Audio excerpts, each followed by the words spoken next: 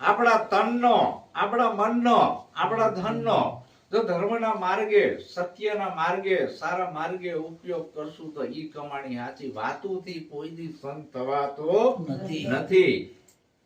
વાતુથી કોઈ સંત થવાય? કવિ બનાય, ગઢવી બનાય, લેખક બનાય, પત્રકાર બનાય, સંત ના બનાય. સંતને સંતપણા મનવા નથી મફતમાં મળતા.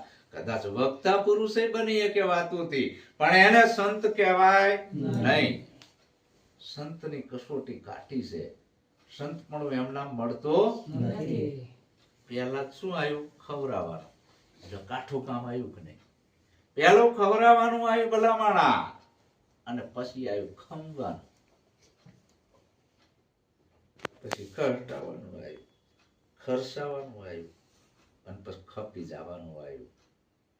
ભરી બજારે કોઈ વેચાણા, કોઈ તેલ કડામાં તળના, કોઈ તેલ કડામાં તળતા. છે ને આખી કહાનીઓ સાચી છે, કાલ્પિત નથી.